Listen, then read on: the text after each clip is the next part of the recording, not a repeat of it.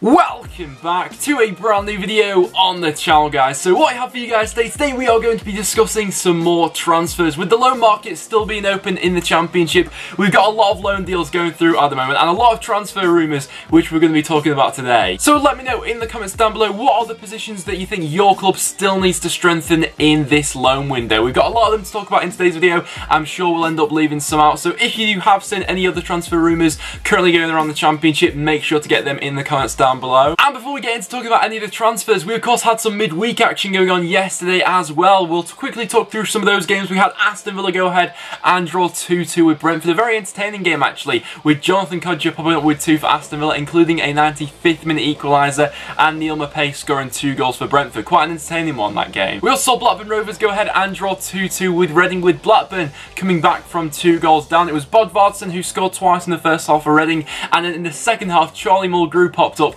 with 2 penalties for Blackburn Rovers. My team Preston then went ahead and lost 2-0 away at Norwich City in what was possibly one of the most bland games of football I've seen in a long time. The first 80 minutes of this game, it was a really dreary game with no real pace or temper to it at all, and Preston could have gone to win this game if we played on normal game plan really, but we set up in a different way. We played a 4-4-2. Our 2 strikers were very isolated for this game, and in the end Norwich got the better of us in the last 10 minutes with Teemu Pukki and Alex Tete popping up with 2 very nice finishes from Norwich, so maybe that'll get their season up and going now. We also saw Sheffield Wednesday go ahead and pick up their first win of the season with a 2-1 home victory over Millwall. I'm sure that'll be a big relief to a lot of Sheffield Wednesday fans. They'll be hoping to take a bit of that momentum going forward now. Bolton Wanderers also continuing their ridiculous start to the season as they managed to pick up another 3 points, this time by beating Birmingham City by 1-0. Once again, Birmingham probably got quite unlucky in this one actually. It's just they need another striker to come into the club really, because goals have been a problem for Birmingham so far, and that was the main problem last season.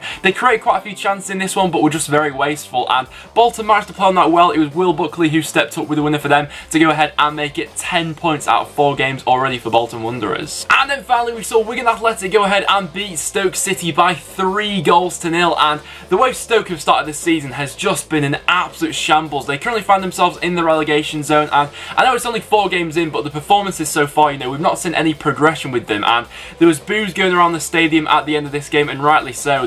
Stoke actually ended this game without a shot on target. Wigan were by far the better team in this game, and so far Wigan Athletic have really impressed me. You know, they've comfortably made that transition up to the Championship, and a lot of their attacking players especially have really looked hungry so far. So Wigan more than deserved the 3 points in that one. Stoke, however, things haven't looked good for them so far. So let me know down below what you thought of your team's performance in midweek. So before we go ahead and talk about some of the transfer rumours currently going around, we'll talk about some of the loan deals which have gone through in the past couple of days in the Championship. We've just seen Joe Williams go ahead and complete a season-long loan to Bolton Wanderers, the central midfielder coming in from Everton for the season. 21 years old, quite highly rated by Everton. Could be a good player for Bolton this season. A couple of days ago we saw Brentford go ahead and sign Josh Da Silva. He came up through the youth academy at Arsenal, so I'm excited to see what he can do in this Brentford setup. And yesterday we saw Aston Villa go ahead and complete the loan signing of El Ghazi, coming in from Lille on a season-long loan. The winger coming in, quite a highly rated player actually. He used to play for Ajax. In 70 games for Ajax, he managed to go ahead and score 20 goals in the Eredivisie as a winger. So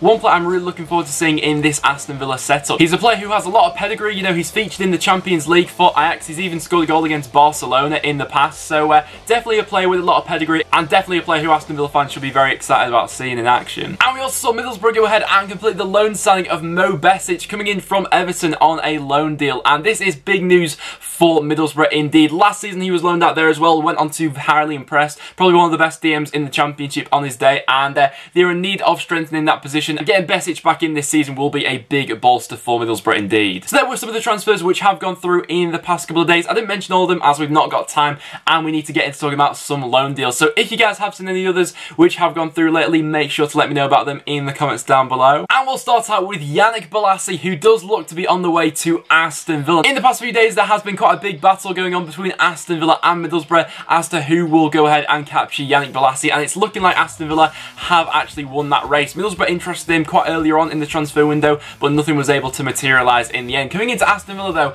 will give them a different option going forward. He's not necessarily the highest scoring winger in terms of producing goals. I think his most scoring season in the Premier League, he managed to pop up with 6 goals. But in terms of giving Aston Villa a different edge going forward, a bit of pace and a bit of trickery with his technical ability and link-up play, which he'll have with a striker like Jonathan Kodjia. I think this is a very sensible move for Aston Villa, and with the squad that they got at the moment, they're looking in a very good position indeed, especially if they get in another striker perhaps. And with Middlesbrough going ahead and missing out on Bolasie, it's looking like they could turn their attention to Van La Parra of Huddersfield Town. Quite a good winger in the Championship, can be quite frustrating, you know, he can be sort of a hit and miss sort of player, but last season played a good role for Huddersfield in the Premier League, managing to go ahead and score 6 goals in all competitions, was a key component of the Huddersfield side, which did go on to get promoted as well. And realistically, Middlesbrough are in desperate need of a winger, you know, they really need to bring in someone on loan to go ahead and fill the void left by Adama Traore, and a player like Van La Parra would be a good option. I think Middlesbrough are also being linked with Jason Punchin in the past few days, of course, playing for Crystal Palace at this point in time, brings a bit more creativity from those central areas, which I think that Middlesbrough could do with another player like that. You know, a lot of the onus at the moment is on Martin Braithwaite, and we're not quite sure what the situation is with him and Middlesbrough at the moment. You know, he is also being linked with a move away from the club, but bringing in the player like Jason Punchin, got a bit of experience coming in there, I think would do a good job in the Championship side. And speaking of Martin Braithwaite, he's currently being linked with a move back to France. I think Bordeaux are the club at the moment who are said to be interested in the Middlesbrough talisman. The way he started the season and the partnership he's been able to strike up with Britta Sombolonga, it is pivotal, in my opinion, that Middlesbrough do everything to go ahead and keep hold of this player. And speaking of strikers, Sheffield United are still in the market for another frontman. Currently, they are still being linked with Scott Hogan of Aston Villa. His best scoring season in the Championship came with Brentford in the 2016/17 season, where he was able to score 14 goals in 25 appearances. Since making his move to Aston Villa, he hasn't really been the most successful striker there, picked up a couple of injuries and hasn't really been a first choice player there, and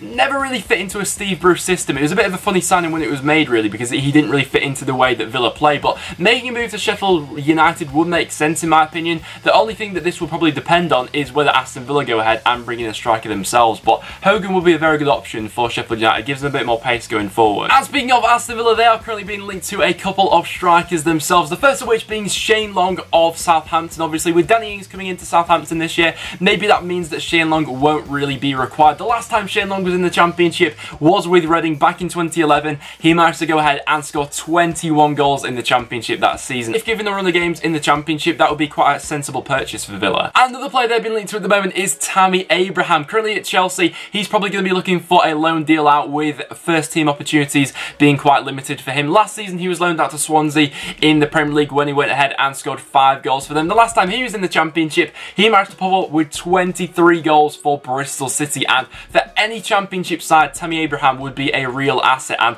that would be a phenomenal capture if Aston Villa are able to pull that one off, you know. With some of the creative players that are coming in at the moment, the likes of El Ghazi and Yannick Bolasie soon, with John McGinn as well, supplementing a striker like Tammy Abraham, Villa would be really rocketing up the Championship this season, so that's one to keep your eye on. Another position where Aston Villa are in need of strengthening is going to be a left back. Currently, they're being linked to Southampton left back Matt Targett. Last season, for the second half of last season, he was loaned out to Fulham, where he was very successful, in my opinion. Down that left-hand side, he had a fantastic partnership with Ryan Sessegnon, making overlapping runs, and would be just the sort of player who would go ahead and fit right into this Aston Villa team. And one really interesting transfer rumour, which I would love to get some Nottingham Forest fans' opinions on, is Ben Brereton being linked with a move to Blackburn Rovers. This one probably came out about last week or so, but we've not touched on it yet on the channel. I'd like to know what the whole perception is around Ben Brereton with the Nottingham Forest fans, whether you rate him, whether you'd like to see him go, or would you not mind him going, because some of the reports that have come out of Nottingham Forest, you know, sort of suggest that Aitor Karanka isn't the biggest fan of him. You know, he is still very young and quite a raw talent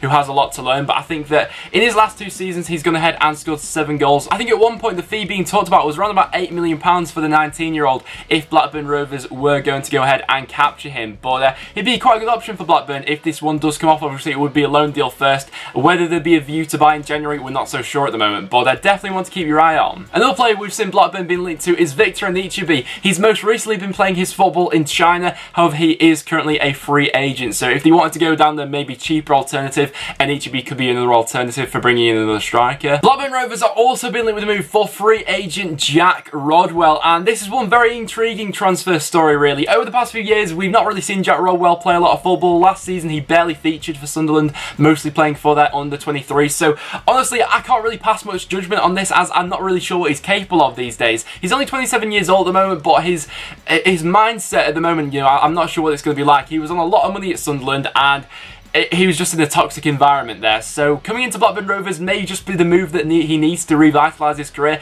Quite an interesting one. Another player Blackburn have been linked to is Harrison Reed of Southampton. Last season he was loaned out to Norwich City, where I'm not going to lie, every time I watched him play I was largely impressed by him. Got a real engine on him in the middle of the park, got a good eye for a pass as well, and I think he'd do well to go ahead and slot into that Blackburn Rovers midfield. I think if they pulled that one off I'd be quite impressed actually. And we are seeing Stoke City being heavily linked with a move for Brentford midfielder Ryan Woods. The 24-year-old, the fee being talked about at the moment is around about £6.5 million, and in my opinion that's actually quite cheap for one of the best holding midfielders in the Championship. In my opinion, Stoke will be getting a very good deal there, but a player like Ryan Woods coming into the team I don't think would be an instant fix to all the problems that Stoke are having at the moment. Fundamentally, something is going wrong with Stoke. I think whether it's the way they're set up, the mentality of the club, I don't think that one player coming into this team is going to fix them instantly. It's a long-term project that Stoke are going to be working on at this point in time, but he would go ahead and bolster that midfield quite well. You know, having Ryan Woods and Joe Allen in a midfield two next to each other, they work together quite well in my opinion. And he would be quite a big loss for Brentford. He was left out of the squad against Aston Villa last night amid all the reports linking him away from the club at the moment. So Brentford fans, let me know down below what you make of all the recent speculation, and he'd be a good signing for Stoke, but something's just not right with Stoke at the moment. And a couple of days ago we were seeing Bolton Wanderers being linked with a move for Derby striker David Nugent. What I found most interesting about Nugent this season is he's been Derby's main striker so far, you know, with the likes of Wycombe and Jack Marriott coming in. So far Frank Lampard has gone ahead and favoured David Nugent, with him starting in the number 9 role for them so far, so I can't really see Derby letting him go. They do have a big squad and they are capable of doing that, but with Nugent starting all the games for Derby so far, I can't see them letting him go to Bolton. However, one striker I can see Derby letting go is Cameron Jerome. A couple of days ago, Leeds United were said to be interested in the Derby target man. He doesn't really look to be involved in Frank Lampard's plans going forward, and with the huge squad that Derby have at the club at the moment, they need to be offloading some players, and getting rid of a player like Cameron Jerome would be a good option for them. And going into Leeds to give them a bit of a different dynamic going forward to go ahead and play as that target man, you know.